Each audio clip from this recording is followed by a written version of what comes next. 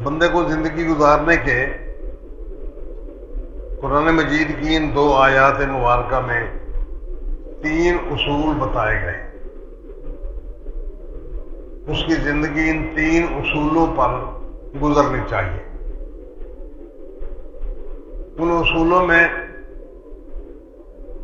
پہلا اصول تو یہ ہے کہ بندے کو عام حالات میں بری بات کرنی ہو، کسی کی برائی بیان کرنی ہو، کسی کو گالی دینی ہو، اپنا غصہ ظاہر کرنا ہو، یا کسی بندے کی کوئی خرابی، کوئی کمی کوتاہی ظاہر کرنی ہو، تو اس کو علل اعلان جلسہ کر کے، برادری اکٹھی کر کے، 4 دوست اکٹھے کر کے کسی کی برائی نہیں کرنی چاہیے۔ کسی کو برا بھلا کہنا ہے تو سب سے پہلا مرحلہ تو یہ ہے کہ اپنے دل میں ہی رکھے اس بات کرنی بھی ہے تو بہت مخفی طریقے سے اظہار کیا جائے، اور اگر مجبوری ہے تو پھر علل اعلان پھر بھی بات نہ کی جائے، تاکہ معاشرے کے اندر ایک تو کسی بندے کی توہین نہ ہونے پائے، دوسرا اس بندے کا جو معاشرتی طور پر ایک امیج بن چکا ہے وہ مجروح نہ ہونے پائے، اس کی عزت نفس مجروح نہ ہو، اس کا جو معاشرتی مقام بن چکا ہے یا وہ بنا چکا ہے اس پر کوئی خرابی ظاہر نہ ہونے پائے۔ اور اس سلسلہ میں بات یہ انداز اختیار فرمایا کہ اللہ تبارک تعالیٰ سننے والا ہے، علم والا ہے۔ یہ 2 چیزیں ذکر فرمائیں کہ کسی بندے کو اپنے مظلوم ہونے کی داستان آپ سنائیں گے تو پہلے اس کو تمہید باندھیں گے کہ اس کے باپ دادا سے، ہندوستان سے، اپنے گاؤں سے، برادری سے، اس کے بزرگوں کا، ہمارے بزرگوں کا یہ رویہ رہا ہے، یہ لوگ ہم پر شروع سے ہی ظلم زیادتی کرتے چلے آئے ہیں، ان کا طریقہ زندگی یہ ہے، اور پھر یہ ساری باتیں کر کے پھر اس کو مدعا بیان کریں گے۔ یہ طریقہ زندگی ہے بندے کا کہ پہلے اس کو پس منظر سمجھا کے پھر پیش منظر کی بات کی جاتی ہے۔ تو فرمایا اللہ تبارک تعالیٰ کے سامنے یہ ساری برتا سنانے کی ضرورت نہیں، اس کو پوری تاریخ کا پتہ ہے، ہر بندے کی نیچر کا پتہ ہے، اس کے سامنے آپ ڈائریکٹ جا کر بات کریں، پہلے تمہیدیں باندھنے کی ضرورت نہیں۔ دوسرے کسی سے آپ تمہیدیں باندھ کے بات کریں گے، اللہ ڈائریکٹ سنتا بھی ہے، علیمہ جانتا بھی ہے۔ دوسرے بندے کو پس منظر سمجھا کے بات کی جائے گی، پھر وہ پس منظر سنے گا، پھر وہ اپنے مفادات دیکھے گا، اپنی برادری کے مفادات دیکھے گا، ذاتی مفادات دیکھے گا، پھر وہ سوچے گا کہ اس نے مجھے ووٹ دیے تھے نہیں دیے تھے، اب اس کو تھوڑا سا اور کرش کرنے کی ضرورت ہے، یہ بہت چڑھا ہوا ہے، میرے خلاف بولتا ہے، فلاں کے خلاف بولتا ہے، آج یہ مجبور ہے۔ وہ 100 ہیلے بہانے بنا کے 100 طریقے پر سوچ بچار کر کے پھر وہ تاریخ دے دے گا، ہاں جی سوچیں گے اس موضوع پر، آپ کل آنا، پرسوں آنا، اتنے میں وہ اپنی لابی تیار کر لے گا۔ اس کے بعد پھر اس بندے سے اپنے قصاص اور اپنے بدلے لینے کی کوشش کرے۔ فرمایا یہ ساری کی ساری باتیں اس سے بہتر ہے کہ اس ذات کو سنایا جائے جو ذات سنتا ہے، براہ راست سنتا ہے، اور اس کو براہ راست علم ہے جو کچھ اس کے آباء و اجداد کرتے رہے، اس بندے پر ظلم زیادتی ہوتی رہی، اس خاندان پر زیادتی کرتا رہا، اب جو اس نے زیادتی کیا وہ سب کچھ جاتا ہے۔ یہ اشارہ ہے اس بات کی طرف کہ ایسا نہ ہو کہ بندہ اسی چکر میں پڑا رہے کہ فلاں نے زیادتی کی، فلاں نے یہ کیا، فلاں نے وہ کیا۔ اللہ تعالیٰ کو براہ راست پتہ ہے ہر چیز کا، آپ اپنی بپتا، اپنے مظلوم ہونے کی داستان ڈائریکٹ اللہ کو سنا تاکہ لوگوں کے سامنے برائی نہ پھیلے۔ اسلام کے بہت سارے اصول اللہ تبارک تعالیٰ نے ایسے انداز میں وضع فرمائے ہیں کہ اگر ان اصولوں پر، ان خطوط پر کام کیا جائے تو معاشرے کے اندر بلائی پھیلتی ہی نہیں، معاشرے کے اندر خرابی جنم ہی نہیں لیتی۔ مثال کے طور پر میں ایک مثال دیتا ہوں۔ زنا کی گواہی دینے کے لیے شریعت نے 4 گواہ مقرر کیے، 4 گواہ موقع کے گناہ۔ اور پھر حدیث میں جو تذکرہ آیا ہے وہ یہ کہ وہ گناہ جس کا ذکر آپ نے کرنا ہے یا کسی بندے پر الزام تراشی کرنی ہے تو 4 گواہ بیک وقت وہ اس گناہ کو اپنی آنکھوں سے دیکھیں اور پھر دیکھ کر اس کی گواہی دیں۔ یہ اتنا مشکل مرحلہ ہے کہ 4 گواہ بیک وقت ایسے موقع پر تلاش کر کے ایسے موقع پر ان کو حاضر کر لینا کہ وہ اس موقع گناہ پر موجود ہوں اور اپنی آنکھوں سے گناہ ہوتے ہوئے دیکھیں۔ اگر وہ یہ نہیں کر پاتا تو اس کے اوپر براہ راست آبجیکشن یہ ہوگا کہ تو نے اس پر الزام لگایا ہے، اس الزام لگانے کے 80 کوڑے اس کو مارے جائیں، یا تو اپنے گواہ پیش کر کے ان کو اپنی آنکھوں سے دکھائے کہ یہ عمل ہو رہا ہے، یا 4 گواہ اس بات کو دیکھ لیں۔ اور اگر وہ دیکھ نہیں پاتے، ان میں کوئی ایک بندہ بھی ڈھیلا ہو جاتا ہے یا اس کی گواہی کنفرم نہیں ہو سکتی، تو نتیجہ یہ نکلے گا کہ اس نے ان پر الزام تراشی کی ہے، لہذا یہ 4 کے 4 بندے اس بات پر گواہ ہیں کہ زیادتی ہوئی ہے، ظلم کیا ہے اس بندے پر۔ اب ان 4 گواہوں کو مزید 80 کوڑے ان کو لگائے جائیں۔ یہ ایسا مشکل مرحلہ ہے کہ جتنا بھی کوئی بندہ کوشش کر لے یہ تقریباً ناممکنات میں سے، لہذا برائی کو اچھالنے کا موقع نہیں دیا، برائی کو دبانا ہے۔ اب اس کے اندر 4 گواہ پیش کرنے سے پہلے اس برائی کو دبانا ہے، ان کی پردہ پوشی کرنا ہے، پردہ رکھنا ہے، تاکہ معاشرے کے اندر خرابی پیدا نہ ہو۔ یہ میں نے ایک مثال دی، اسی طرح اور ڈھیر ساری مثالیں ہیں۔ تو یہاں بھی یہی بات کی گئی ہے کہ جس بندے کے ساتھ زیادتی ہوئی ہے وہ بندہ اول تو سپیکر نہ لگائے، بندے اکٹھے نہ کرے، برادری اکٹھی نہ کرے، اس کو گندا نہ کرے، اعلان نہ کرے، اخبار میں اشتہار نہ دے اس بات کا۔ کیوں کہ یہ ساری کی ساری باتیں اس کو کچھ سہارا نہیں دے سکتی، لیکن وہ بندہ بدنام ہو جائے گا، معاشرے کے اندر خرابی کی بنیاد بن جائے گی۔ لوگ اس کے بارے میں جو تاثر پہلے قائم کر چکے ہیں اس تاثر کو ختم کر دیا جائے گا، اور اس بندے کے بارے میں جو تاثر معاشرے کے اندر ہے وہ اس کا امیج غلط ہو جائے گا۔ اب لوگ اس سے برائی کی توقع کریں گے اور مزید برائی آگے بڑھے گی، اس لیے اللہ پاک نے اس بات کو دبانے کی کوشش کی ہے۔ ہاں، مظلوم آدمی اپنے بپتا سنا سکتا ہے، اور وہ بھی اگر اللہ تعالیٰ کو سنائے تو وہ سنتا بھی ہے، اس کو پتہ بھی ہے۔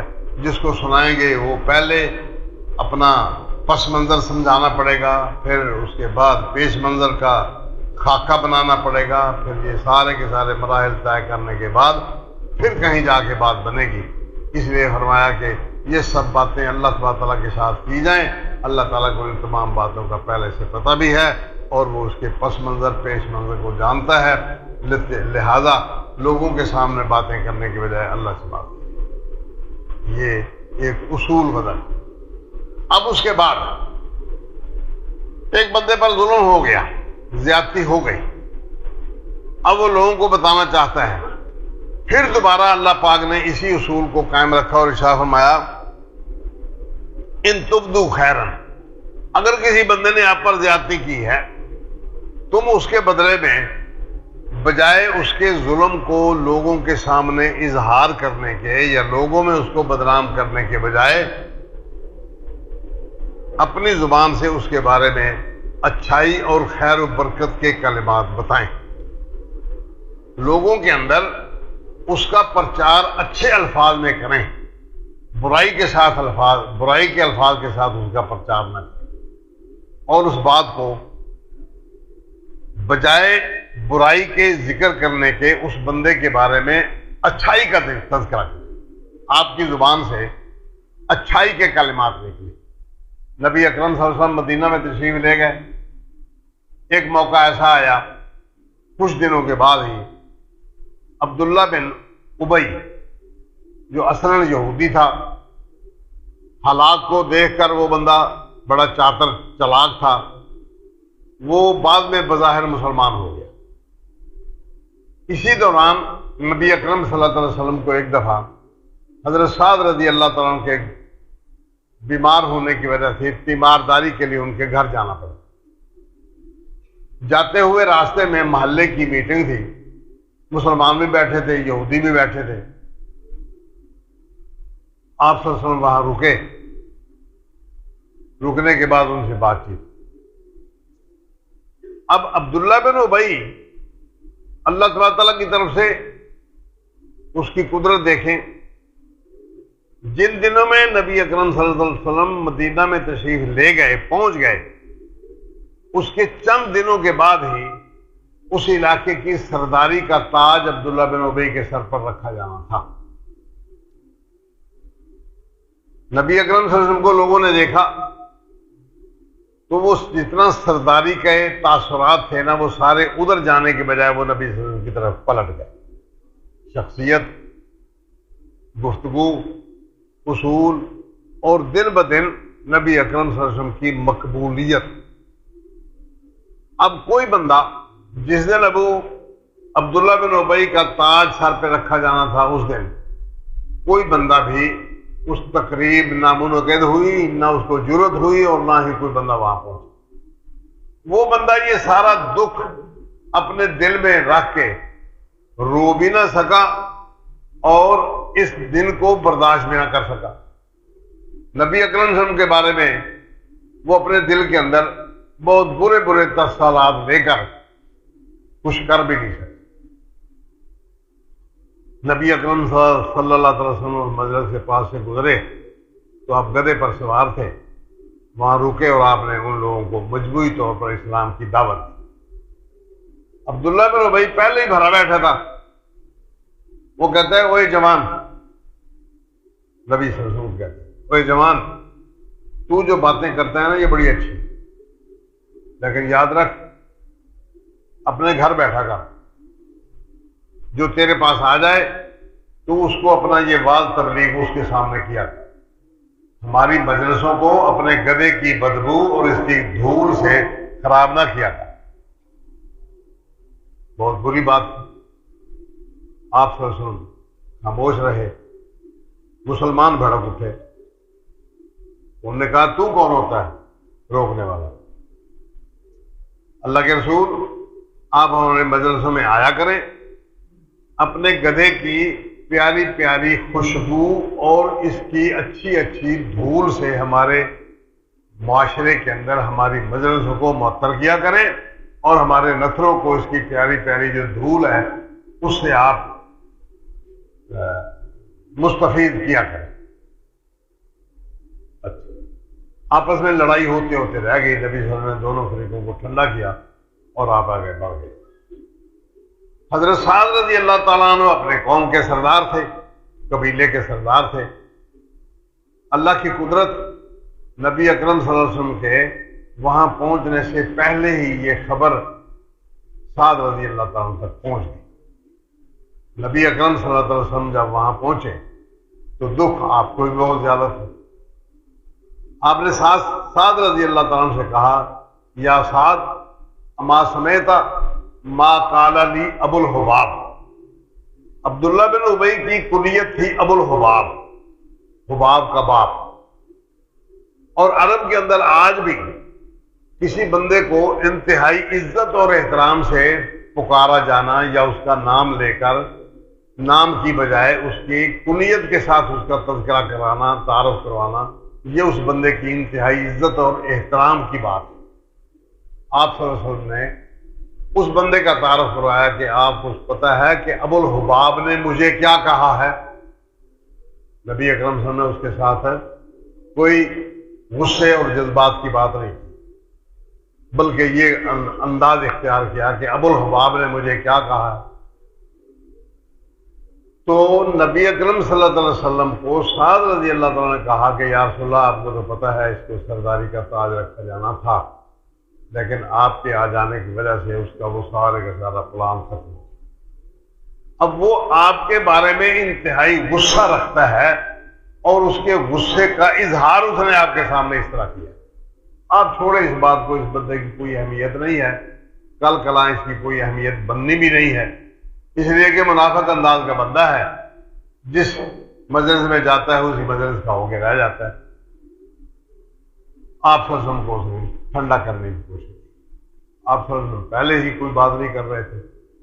قرآن مجید نے کہا ان تبدو خیرن، اگر کسی کی طرف سے آپ کو صدمہ پہنچا ہے، برائی پہنچی ہے، تو آپ اس کا ذکر کریں.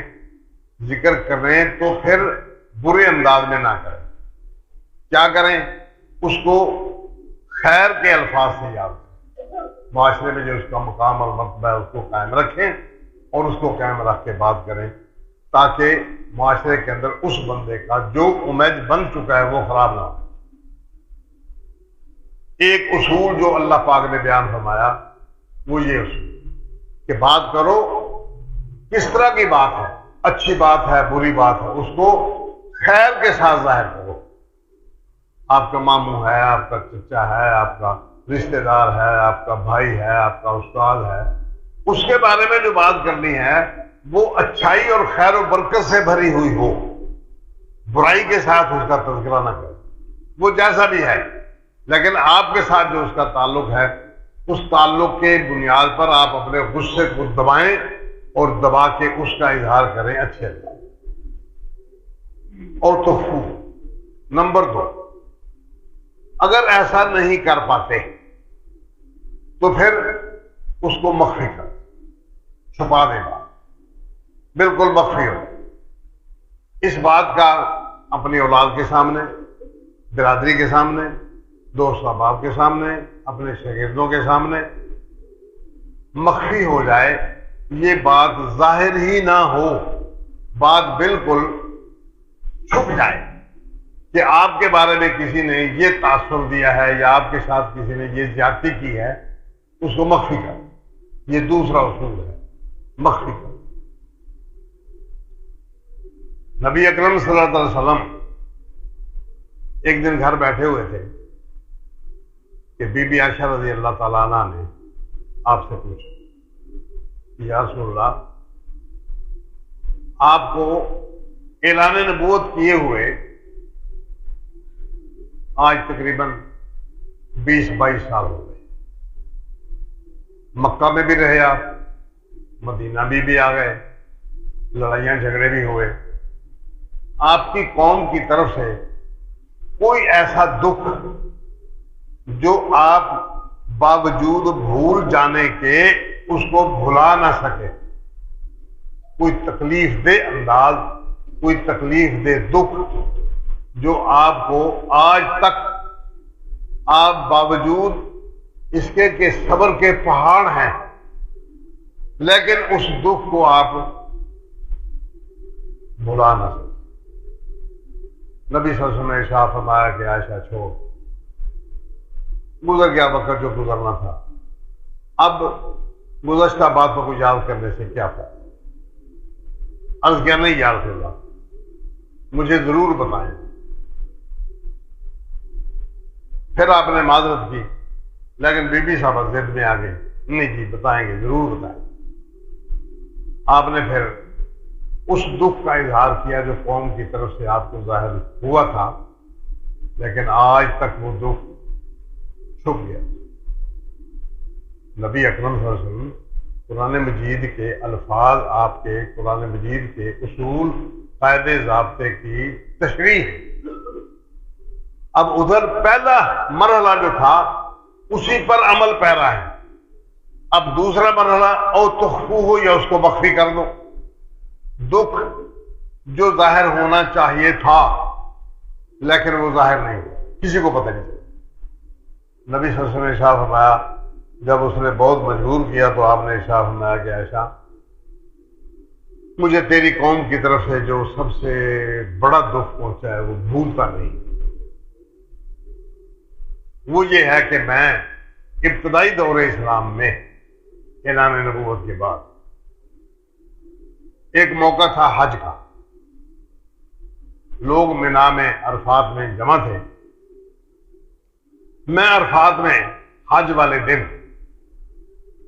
ایک ایک خیمے میں گیا اور ایک ایک سردار کو ڈھونڈ ڈھونڈ کے میں نے اس کے ساتھ ملاقات کی، اور میں نے اس کو کہا کہ میں اللہ تبارک تعالیٰ کا پیغام لے کر آیا ہوں، تو میرے ساتھ معاملت کر، میں اللہ تعالیٰ کا پیغام پہنچانا چاہتا ہوں۔ قوم نے میری بات سننے سے انکار کر دیا، اور ایک ایک خیمے میں جانے کے باوجود کسی بندے نے میری اس بات کے ساتھ حامی نہیں بنی۔ جب شام ہوئی میں عرفات کے میدان سے باہر نکلا، جب میں اکیلا ہوا تو پھر مجھے اتنا شدید اس بات کا صدمہ ہوا، میں نے کہا اللہ، ساری کائنات میں بس اکیلا رہ گیا ہوں، کوئی میرا ساتھ دینے والا نہیں ہے۔ ساری کائنات میں جتنے لوگ یہاں موجود ہیں کوئی بھی میری بات ماننے کے لیے تیار نہیں، میرا ساتھ دینے کے لیے تیار نہیں۔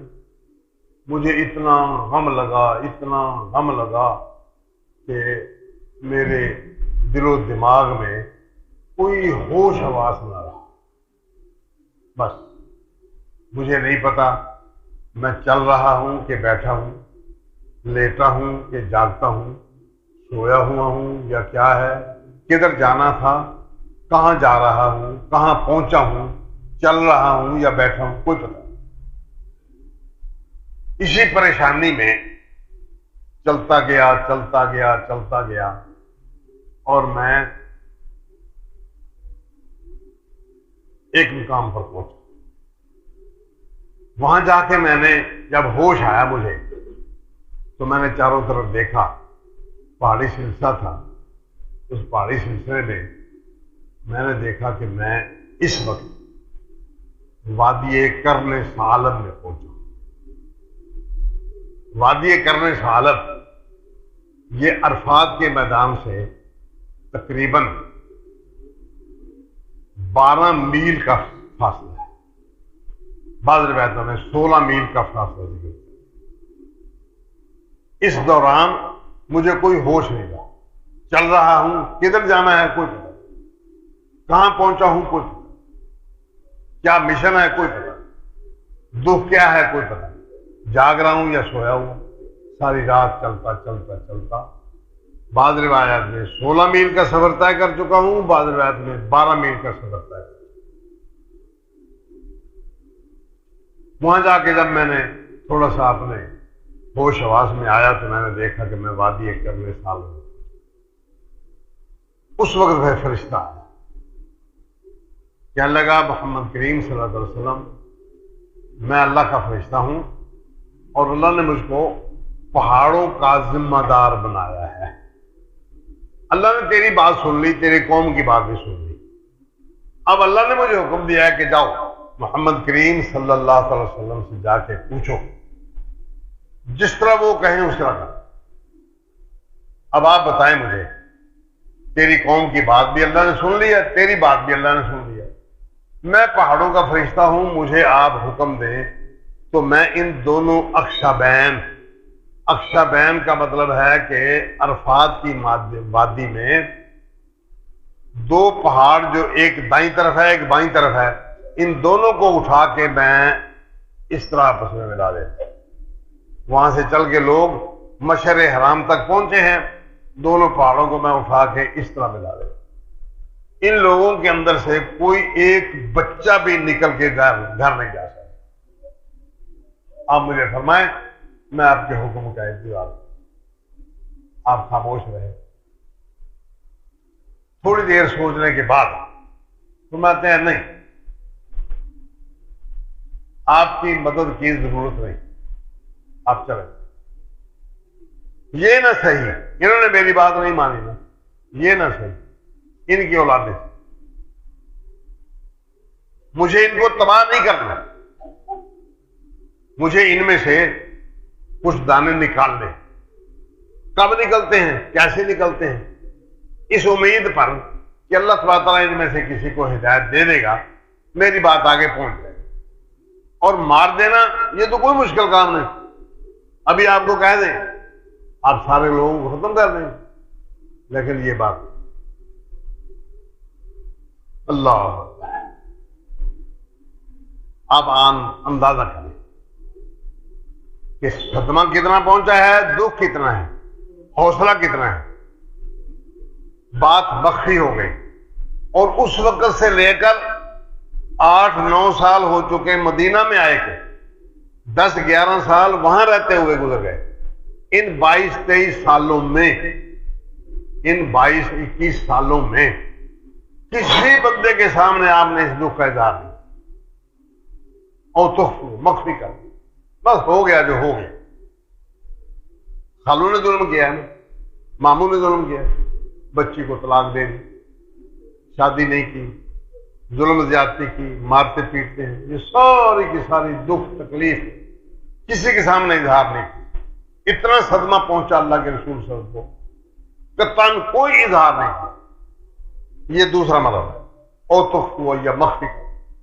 اگر بی عائشہ رضی اللہ تعالیٰ عنہا اس مرحلہ پر وہ ضد نہ کرتی، بار بار اپنے مطالبے کا پر اصرار نہ کرتی، تو یہ بات ہمارے سامنے آنی ہی نہیں تھی کہ کبھی یہ مرحلہ بھی گزر چکا ہے نبی صلی اللہ علیہ وسلم. اسی طرح ہمارے لیے یہ سبق ہے کہ ان مراحل سے گزرتے ہوئے یہ انداز اختیار کیا جائے کہ مرحلہ کچھ بھی ہو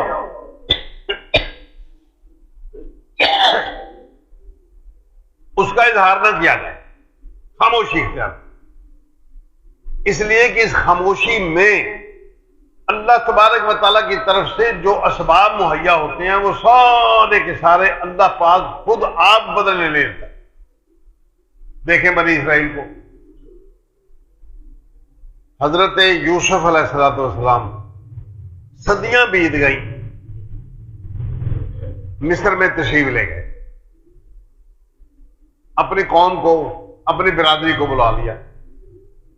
برادری وہاں رہتے رہتے رہتے رہتے ایسے حالات پیدا ہوتے گئے کہ فرعون اور اس کی قوم، وہ ان پر ایسا جابرانہ انداز اس نے مسلط کیا کہ ان کی آنکھوں کے سامنے پیدا ہونے والا بچہ پولیس کے سپاہی ماں کی گود میں، ماں کے پہلو میں لیٹے ہوئے بچے کو وہاں ذبح کر دیتے. کوئی کچھ نہیں. اس قدر ظلم، اس قدر زیادتی، بول سکنے کی ہمت نہیں، جرت نہیں کسی کو. کتنا عرصہ گزرا اللہ بہتر جانے، صدیاں گزر گئی. بالآخر ایسا مرحلہ آیا کہ موسیٰ علیہ السلام کے آنے کے بعد بھی وہ ظلم اور زیادتی اسی طرح قائم رہی. موسیٰ علیہ السلام نے ان کے خلاف کوئی تحریک نہیں اٹھائی، کوئی جلوس نہیں نکالا، کسی بندے کے سامنے اس کا اظہار نہیں کیا کہ کتنا قدر ظلم کیا جا رہا ہے، بلکہ اپنی قوم سے یہ بات اطلاع دی ان کو کہ جو کوئی یہ ظلم کر رہے ہیں ان کو کرنے دیں. آپ نماز پڑھیں، مساجد بنا نہیں سکتے، اپنے گھروں کو قبلہ رخ متعین کر لیں. جو گھر بنے ہوئے ہیں ان کے اندر قبلہ کا رخ متعین کر لیں.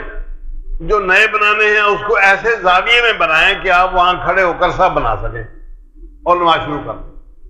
بس فرعون اور فرعونیوں کے خلاف کوئی اجلاس نہیں ہوا، کوئی جلوس نہیں نکالا گیا، کوئی مطالبہ نہیں کیا گیا. صبر اور حوصلے کے ساتھ بات چلتی رہی، زبانیں بھی بند رہیں.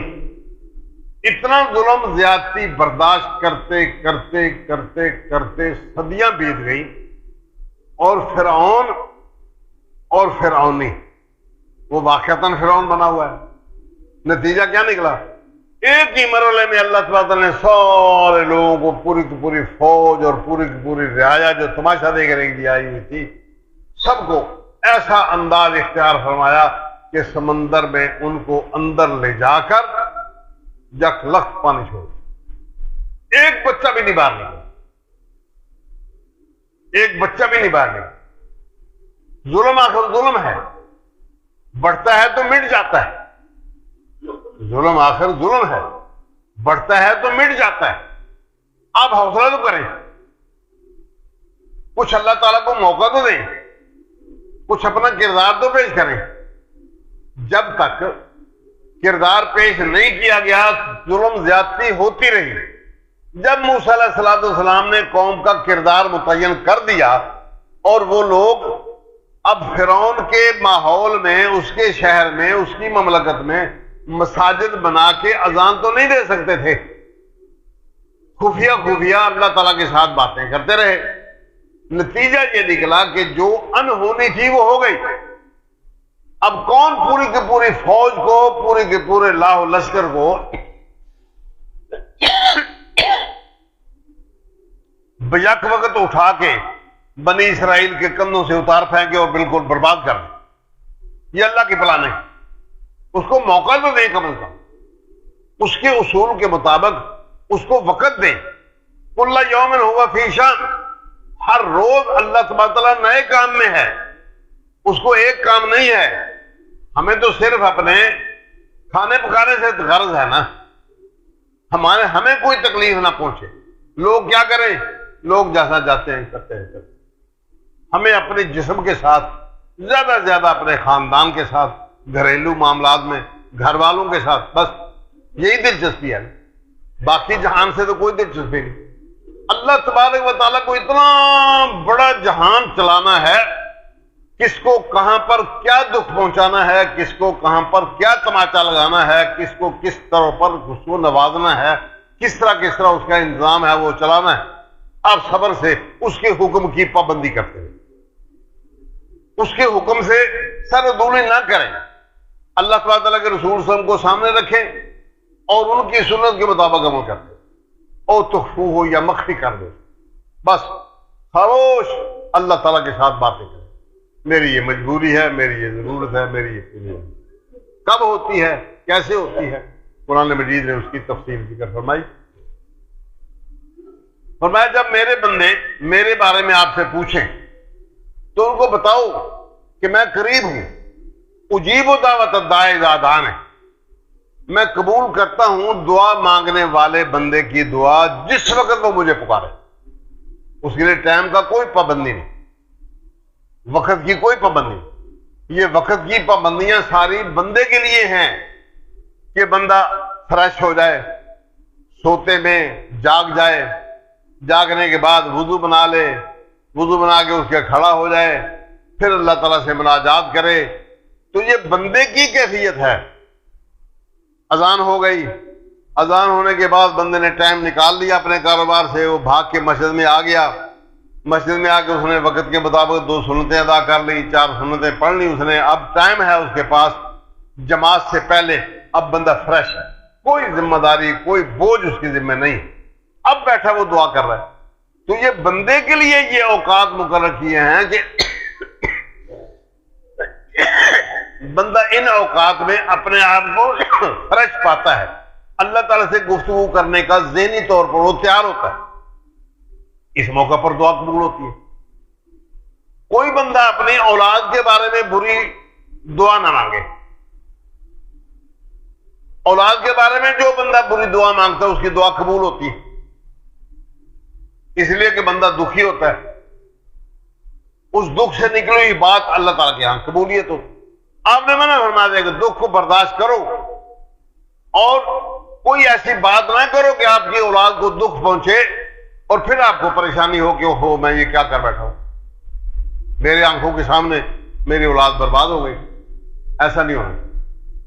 جو چند ایک موقع ہیں جن مواقع پر اللہ تبارک تعالیٰ کے ہاں دعاؤں کے قبولیت کے موقع ہیں اور اللہ ان اوقات میں دعا قبول کرتا ہے، یہ بندے کے لیے ہیں۔ اللہ تبارک تعالیٰ کے لیے کوئی پابندی نہیں ہے کہ اللہ تعالیٰ آدھی رات کو سنتا ہے، آگے پیچھے نہیں سنتا۔ صبح صبح اٹھ کے اللہ تعالیٰ آرام کر رہا ہوتا ہے، اس لیے اس کو ڈسٹرب نہیں کرنا چاہیے، یہ تصور بھی نہیں ہے۔ کل یوم ہوا فی شان، ہر روز اس کا نیا کام ہے.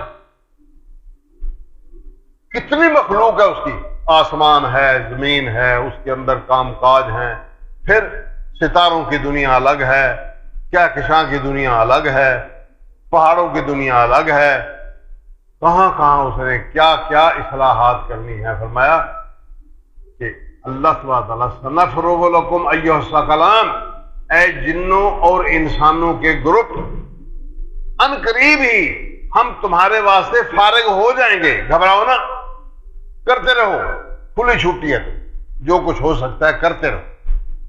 ان قریب ہی ہم فارغ ہو جائیں گے اور پھر تمہارے ساتھ بھی نپٹ لیں گے. آپ اس کے لیے تیاری کرتے رہیں. یہ وضاحتیں اللہ پاک نے فرما دی ہیں قرآن مجید میں. آگے ذکر فرمایا او تعفو عن سوء. تیسرا مرحلہ یا تیسرا اصول زندگی گزارنے کا یہ ہے، پہلا اصول کہ آپ کی زبان سے خیر و برکت نکلے، بس. دوسری بات ہے کہ آپ کی زبان گنگ ہو جائے، کسی کی برائی نہ کریں، آپ کسی کی ساتھ زیادتی کی ہوئی کو اظہار نہ کریں. تیسرا مرحلہ یہ ہے کہ اگر زندگی میں آپ پر کسی نے زیادتی کی ہے اور آپ اس کو نہ مخفی کر سکے، نہ اس کے بارے میں چپ رہ سکے، اب اظہار کرنا بہت ضروری ہے، بغیر اس کے کوئی چارہ نہیں چلتا. تو فرمایا پھر اظہار نہ کرو، پھر مخفی نہیں رکھ سکتے تو اظہار نہ کرو. تعفو، اس کو معاف کرو، معاف کرو. معاف کرنے کا مطلب کیا ہے کہ جب ایک بندے کو ایک چیز معاف کر دی، اب حق نہیں پہنچتا کہ بندہ اس معاف کی ہوئی چیز کو بار بار دہراتا رہے. کسی نے زیادتی کی ہے تو اس زیادتی کو آخری مرحلہ اس کو معاف کر دینے کا. بھئی معاف کر دینے کے بعد پھر دوبارہ اس بات کو اجاگر کرنا، اس کے گناہ کو ظاہر کرنا، یہ انسانیت نہیں ہے. یہ بے حوصلے کے پن کی دلیل ہے. بندہ اس سے بے وزن ہو جاتا ہے، ہلکا بندہ ہے کہ ایک بات جب معافی مانگ لی آپ سے، آپ نے اس کو معاف کر دیا، پھر اسی بات کو لے کر اس کو اچھال دیں. او تعفو عن سوء، یا برائی کو معاف کر. برائی کر لی کسی نے، آپ اس کو ختم کر، پھر حق نہیں پہنچتا بات کرنے. جنگ بدر ہو گئی. جنگ بدر میں 70 مشرکین کو قتل کر دیا گیا. 70 مشرکین کو قیدی بنا لیا گیا. ان قیدیوں کے بارے میں فیصلہ یہ ہوا کہ ہر بندہ فلاں فلاں کام کر لے گا. ہمارے 10 بندوں کو ایک بندہ تعلیم دے دے، الف باتا پڑھا دے گے، تعلیم ہم اس کو چھوڑ دیں گے. اتنا سونا دے دو چھوڑ دیں گے، اتنے پیسے دے دو چھوڑ دیں گے. ان لوگوں میں حضرت رسول اکرم صلی اللہ علیہ وسلم کا بڑا داماد عاص بن وائل، عاص بن وائل، وہ قیدیوں کی فہرست میں آ گیا سامنے. نبی اکرم صلی اللہ علیہ وسلم نے اس کو دیکھا تو فرمایا کہ بیٹا، اخلاق بھی کچھ ہوتا ہے، انسانیت بھی بہت بڑی شے ہے. چلو تیری میری مسل کی دشمنی تھی، رشتہ داری تو تھی تیری، تو یہی شرم کر لیتا کہ میں اپنے سسر کے سامنے تلوار لے کر جا رہا ہوں. کتنی کمینے پن کی بات، کتنی گھٹیا سوچ ہے تیری. تو نے برادری کا ساتھ دیا اور اپنے بوسن کے ساتھ تو نے کچھ بھی نہیں سوچا. جا، لوگوں کو میں نے کہا تھا کہ اتنے پیسے دے دو، تو نے گھر پیغام پہنچایا. تیری بیوی نے، میری بیٹی نے اپنی ماں کا دیا ہوا ایک ہار، پنجابی میں جس کو کینٹھا کہتے ہیں، گلے کا ہار، سونے کا بنا، وہ تیرے فدیے کے طور پر بھیج دیا. آپ نے لوگوں سے مشورہ کیا کہ بی بی خدیجہ کا ہار آیا ہے، اور بی بی خدیجہ کے ساتھ جو وقت گزرا ہے وہ سارے کا سارا منظر مجھے سامنے آ گیا۔ آپ کی آنکھوں سے آنسو جاری ہو گئے۔ فرمایا اس قیدی کو اگر آپ مشورہ کریں تو اس کی ضرورتیں، اس کی جو آئی ہے رقم آئی ہے وہ اس کو واپس کر دیں، اور بی بی خدیجہ کا وہ ہار بھی واپس چلا جائے تاکہ وہ قائم رہے اور وہ قومی خزانے میں آ کر ختم نہ ہو جائے۔ صحابہ نے عرض کیا یا رسول اللہ اس میں پوچھنے کی کون سی بات، آپ آرڈر کریں، ختم ہو گئی بات۔ ہماری رضا آپ کی رضا کے تحت ہے، جس طرح آپ خوش ہوتے ہیں ہم اسی طرح خوش ہوتے ہیں۔ آپ نے ہار واپس کر دیا، فرمایا جا لے جا اور دیکھ اب تیرا میرا نبھا نہیں ہو سکتا، یہ ہار واپس لے جا اپنی بیوی کو دے دے، اور اب جا کے تو اپنی بیوی کو میرے ان 2 صحابہ کو میں بھیج رہا ہوں تیرے ساتھ، اس کو تیار کر کے ان کے سپرد کر دے، وہ میرے پاس آ جائے گی، اب تیرا میرا نبھا نہیں ہو سکتا۔ عاصم بن وائل وہاں پہنچے،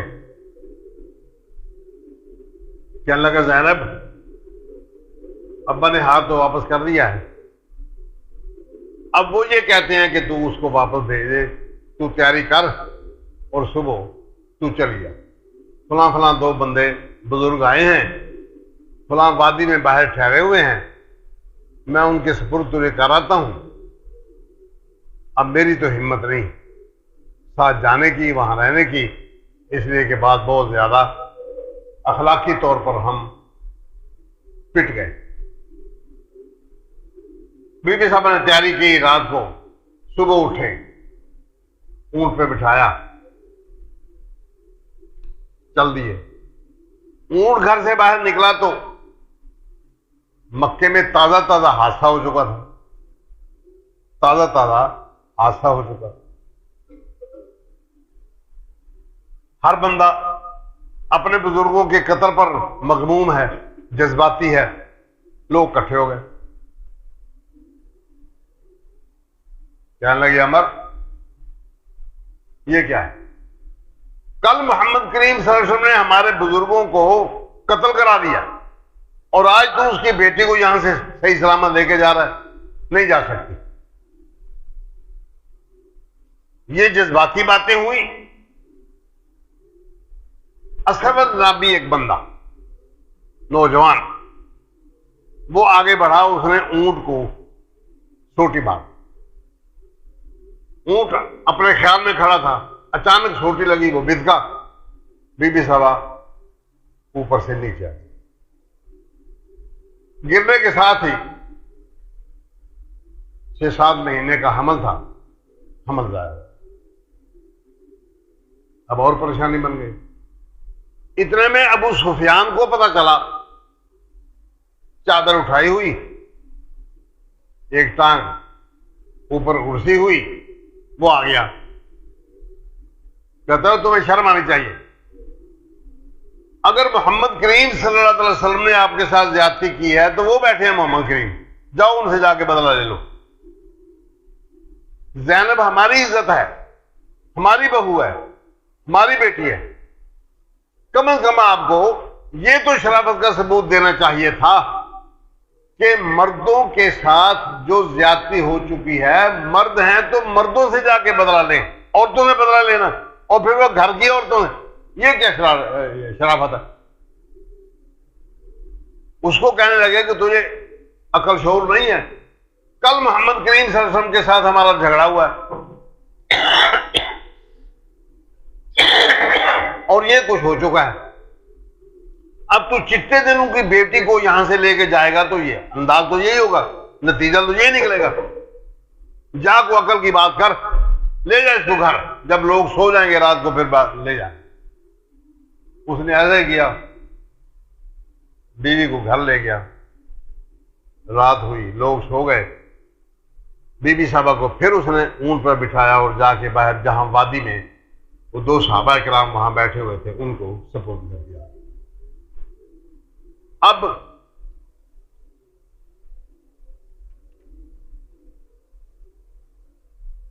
وقت سے پہلے بچہ اس طریقے پر تولد ہونا، صدمے کے ساتھ بچے کی ولادت ہوئی، علاج معالجہ کوئی نہیں، ڈاکٹر وہاں نہیں، جو علاج معالجہ ممکن تھا وہ اگر کیا بھی ہوگا تو کتنا کیا کچھ کیا ہوگا۔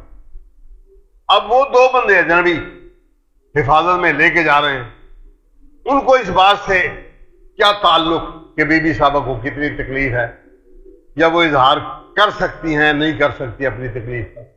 اجنبی بندے کے ساتھ وہ کتنا ہی محترم کیوں نہ ہو، باپ کے سامنے بھی بعض اوقات بعض مسائل نہیں پیش کیے جا سکتے۔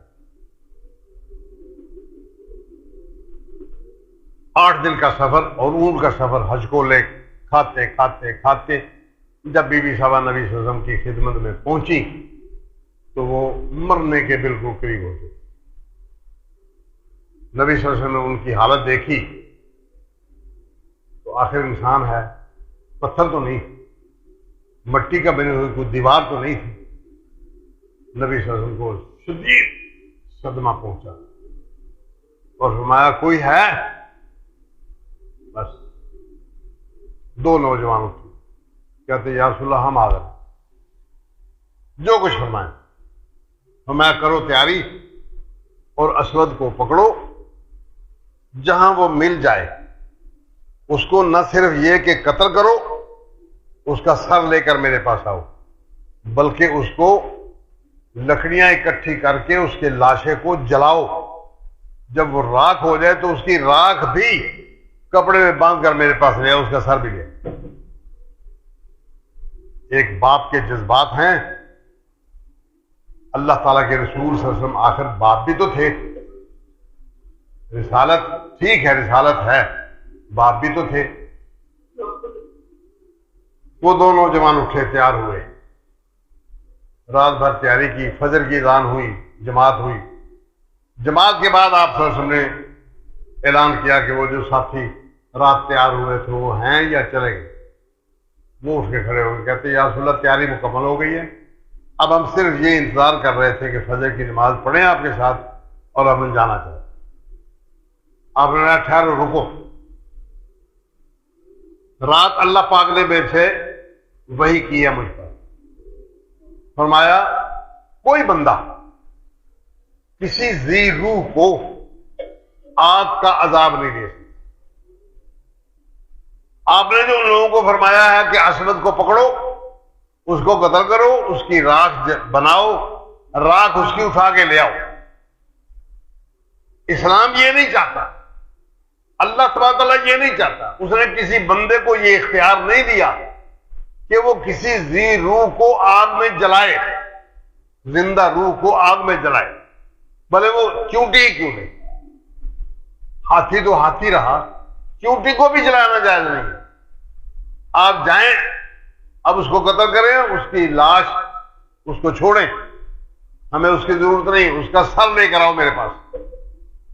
اب یہ ہے اسلام کہ اپنے جذبات کچھ بھی ہیں، بندہ اپنے جذبات میں کیا کچھ سوچتا ہے، کیا پلاننگ کرتا ہے، لیکن اسلام رکاوٹ بن جاتا ہے۔ جب اسلام رکاوٹ بن جاتا ہے تو پھر بندے کو اپنے جذبات کو قربان کرنا پڑے گا، اسلام کو سامنے رکھنا پڑے گا۔ اسلام سکھاتا ہی یہ ہے کہ اپنے جذبات پر کنٹرول کر کے پھر بندہ اللہ کے احکامات، اللہ کے رسول کے احکامات کو سامنے رکھے۔ یہ ہے اسلام۔ یہاں پھر اللہ تعالیٰ کے رسول صلی اللہ علیہ وسلم کے عمل کو سامنے رکھنا ہوگا۔ ان اصولوں کے مطابق اللہ تعالیٰ کے رسول نے، بات ختم ہو گئی، وہ چلے گئے، اس کو بھی پتا چل گیا کہ نبی صلی اللہ علیہ وسلم نے یہ آرڈر دیا ہے اور یہ 2 بندے میرے پیچھے ہیں۔ اس نے اپنا گھر چھوڑ دیا، دوسرے محلے، دوسرے خاندان میں چلا گیا۔ جن بندوں کو پتا چلا یہ بھی اس کے پیچھے، اس نے وہ علاقہ بھی چھوڑ دیا، سرحد پہ چلا گیا، یہ بھی پیچھے، سرحد چھوڑ دی، شام میں چلا گیا، اب ملک بدر ہو گیا، وہاں جا کے پتہ نہیں کیا ہوگا، بہرحال یہ ناکام ہو کے واپس۔ جب مکہ فتح ہوا تو وہ بندہ نبی اکرم صلی اللہ علیہ وسلم مکہ فتح ہونے کے بعد میدان میں بیٹھے ہیں، ایک بندہ اٹھ کے کان لگ گیا، کہتا ہے یا رسول اللہ وہ اسود آیا ہے۔ آپ نے ہاں میں نے دیکھ لیا ہے، آنے دیں۔ وہ آ گیا، آ کے بدلے میں ایک سائڈ میں کھڑا ہو گیا، کہتا ہے محمد کریم صلی اللہ علیہ وسلم میں مجرم ہوں، میں مجرم ہوں، آپ نے جو حکم دیا مجھ تک وہ بات پہنچی، میں نے اپنے برادری چھوڑ دی، علاقہ چھوڑ دیا، اپنا خاندان چھوڑ دیا، حتیٰ کہ میں نے ملک چھوڑ دیا، میں جہاں جہاں گیا ہوں اللہ کی قسم آپ کے اخلاق جیسا اخلاق میں نے کہیں نہیں پایا۔ اب میں اس بات کا اعتراف کرتا ہوں کہ میں مجرم ہوں، آپ جو سزا مجھے دینا چاہیں، میرے پیچھے کوئی بندہ اس سزا کے خلاف ابھرنے والا نہیں، آپ مجھے قتل کرنے کا حکم دیں میں تیار ہوں، میرا خون ختم معاف، آپ مجھے زندہ رہنے کا حکم دیں میں زندہ رہتا ہوں، جس طرح آپ ہیں میں آپ سے معافی مانگتا ہوں، اسلام قبول کرتا ہوں، جس طرح آپ آگے حکم دیں میں اس کو مانگتا ہوں۔ آپ نے شاہ فرمایا اسود تو نے معافی مانگ لی ہے، تیرا گناہ معاف، تو اسلام قبول کر چکا ہے، تیرا اسلام قبول، گناہ کی معافی ہو گئی، اسلام قبول ہو گیا، اب جا لا تثریب علیکم اليوم۔ مکے والوں کو بھی یہی جملہ ارشاد فرمایا، اس کو بھی فرمایا کہ آج کے بعد تجھ پر ہماری طرف سے کوئی پابندی نہیں ہے، تو نے معافی مانگ لیا، بات ختم ہو۔ قرآن مجید کہتا ہے او تعفو عن سوء، یا تیسرے مرحلہ یہ ہے کہ اگر آپ اس کو بھول نہیں پائے، اس کے بالمقابل آپ اچھی باتیں نہیں کر سکے یا اس کو چھپا نہیں سکے، تو پھر اس کو معاف کر کے یہ قصہ ختم ہونا چاہیے۔ یہ ہے اسلام کا مجموعی طور پر اس کی سوچ، اسلام کی سوچ جو وہ مسلمانوں کو دینا چاہتا ہے، مسلمانوں کی زندگی کس طریقے پر گزرنی چاہیے، یہ ہے۔ پہلے تو اپنی زبان سے بات بری نکالیں ہی نہ، دوسرے نمبر پر اس کو مخفی کر لیں۔ اسی طریقے پر ہمارے معاشرے میں بھی کسی نے دوسرے پر ظلم کر دیا، اس کا چچا تھا وراثت میں حصہ نہیں دیا، ماموں تھا رشتہ کیا وہ اس نے چھوڑ دیا، بیٹی کو طلاق دے دی، پھوپھے نے اپنے بھتیجوں کو طلاق دلوا دی، نہیں بن سکی، نہیں ہو سکی بات۔ جو ظلم زیادتی ہو گیا، کسی کا حق کھا لیا، کسی کے ساتھ زیادتی کر لی، ظلم کر لیا، بیٹی کو طلاق دے دی، رشتہ قبول نہیں کیا، یہ سب ظلم اور زیادتی۔ آخری مرحلہ ہے یہ کہ اس کو معاف کر، معاف ہو جانے کے بعد اب کوئی حق نہیں پہنچتا کہ پھر اس کا دوبارہ ذکر کیا جائے اور معاشرے کے اندر خام خواہ انارکی پیدا کی جائے، اپنے خاندان میں خام خواہ پریشانی پیدا کی جائے، دشمنی بڑھائی جائے، چار بندے آپ کے ساتھ ملیں، چار اس کے ساتھ ملیں، آپس میں جو بھائی چارہ ہے، جو دکھ تکلیف ہے اس کو اجاگر کیا جائے اور بھائی چارے کو ختم کیا جائے۔ اسلام اس کی اجازت ہے۔ میں نے یہ سب باتیں اس لیے کی ہیں کہ اب رمضان کے آخری ایام 27 کا دن رمضان کا آج شام کو ختم ہو، آج کی رات میں غالب امکان یہ ہے کہ آپ سب لوگوں نے اللہ تبارک تعالیٰ سے معافیاں مانگی، اللہ تبارک تعالیٰ آپ کی ان معافیوں کو قبول فرمائے، اور ہر بندے کو کسی نے مانگی ہیں پھر بھی نہیں مانگی پھر بھی اللہ تعالیٰ معاف کر دے، ہم پھر بھی مجبور، ہم پھر بھی اللہ سے معافی مانگتے۔ اگر کسی نے نہیں مانگی تو میں سب کی طرف سے معافی مانگتا ہوں کہ اللہ تو ہمارے گناہوں کو معاف کر، ہماری کمی کوتاہوں کو اپنی رحمت خاص سے معاف کر۔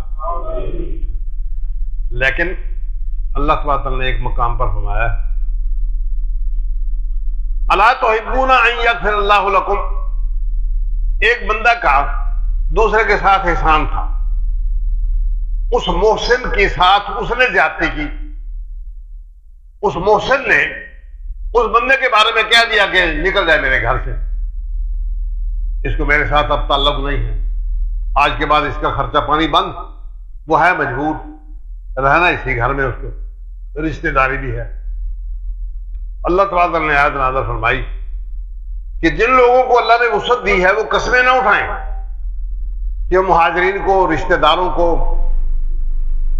انصار کو، اپنی برادری کو پھر اپنے کسی دکھ کی وجہ سے، اپنے کسی زیادتی کی وجہ سے کہ اس نے زیادتی کی ہے، وہ اس کو گھر سے نکال دیں یا اس کا خرچہ پانی بند کر دیں۔ الا تحبون ان یغفر اللہ لکم، کیا تم نہیں چاہتے کہ اللہ تبارک تعالیٰ تمہیں معاف کرے؟ اگر تم چاہتے ہو کہ اللہ تبارک و تعالیٰ تمہاری زیادتیاں کی ہوں ان کو معاف کر دے تو تم بھی لوگوں کو معاف کرو۔ سودا ہے، کر لیں سودا، بغیر کسی شرط کے مقدمے بازی ختم کر لیں، کسی طرح کا کوئی بھی مقدمہ، ظلم زیادتی، زمین کا مقدمہ، دکان کا مقدمہ، مکان کا مقدمہ، جو بھی ہے، عزت احترام کا مقدمہ، جو بھی زیادتی کی ہے اس مقدمے کو ختم کر دیں اور بغیر کسی صلہ کے جیب میں چند ٹافیاں ڈالیں، پتہ ہے کہ وہ مٹھائی قبول نہیں کریں گے، اتنی دشمنی پھوپھی کے ساتھ، ماموں کے ساتھ، چچا کے ساتھ، بھائیوں کے ساتھ ہو چکی، اب وہ کسی طور پر آپ کی مٹھائی قبول نہیں کریں گے، آپ بچوں کے لیے ٹافیاں ڈالیں اور چلیں گے ان کے گھر، وہ سلام نہیں لیں گے، آپ کی طرف سے دل صاف ہونا چاہیے، آج نہیں لیں گے، کل ہو جائے گا، کل نہیں پرسوں ہو جائے گا، اس غرض سے کہ میں ان کو معاف کر رہا ہوں اس شرط پر کہ اللہ مجھے معاف کر دے، اللہ مجھے معاف کر دے، چلیں گے یک طرفہ ٹریفک چلا دیں اور اپنے عزیز اقربا کو عید کی خوشیوں میں ان کے ساتھ شریک کریں اور ان کو اپنے ساتھ شریک کریں۔ نبی اکرم صلی اللہ علیہ وسلم نے شام کا علاقہ فتح ہوا، انصار برادری کو بلایا، کیا ہو بھائی تمہیں جاگیریں دیتے؟ انہوں نے عرض کیا یا رسول اللہ نہیں، ہمارے مہاجرین کو بھی جب تک جاگیریں نہ دیں اس وقت تک ہم جاگیریں نہیں لیتے۔ آپ نے فرمایا آج آپ تو ان کو ترجیح دے رہے ہیں اپنے حقوق پر، کل کلا اگر ایسا ہو جائے کہ لوگ تمہارے حقوق نہ دیں اور دوسروں کو دے دیں تمہارے حقوق، پھر کیا کرو گے؟ آج تو تم لوگوں کو ان کے حقوق نہیں بھی بنتے، حکومت وقت ان کو دے رہی ہے، آپ نہیں دے رہے کہ ان کو دیے جائیں، آپ ان کو ترجیح دے رہے ہیں، کل کو اگر لوگ آپ کو پیچھے چھوڑ جائیں، آپ کے حقوق دوسروں کو دے دیں، پھر کیا کرو گے؟ عرض کیا یا رسول اللہ جس طرح آپ فرمائیں ہم تو آپ کے پابند ہیں۔ ارشاد فرمایا اپنے حق لینے کے لیے لڑنا نہیں، اپنا حق لینے کے لیے لڑنا نہیں، مقدمے بازی نہیں، صبر کرنا، حتیٰ تلقونی علی الحوض، حتیٰ کہ تم حوض کوثر پر مجھے ملو گے تو تمہارے سارے حقوق دلوا دوں گا۔ اب دیکھیں یہ سودا سستا ہے یا جہاں 2 مرلے زمین کا مقدمہ لڑ کے پتہ نہیں حکومت، ہمارا قانون، سربراہ مملکت یا عدالت کا وہ ذمہ دار آدمی جو عدالت میں بیٹھا فیصلے کر رہا ہے وہ آپ کے حق میں کیا کہتا ہے؟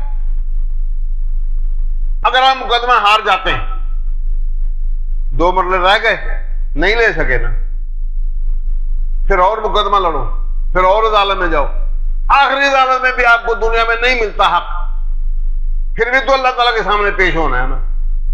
حضرت عثمان رضی اللہ تعالیٰ عنہ دنیا سے چلے گئے، شہید کر دیے گئے، آخری فیصلہ آج بھی ان کا قصاص لینا باقی ہے، آج بھی قصاص لینا باقی ہے۔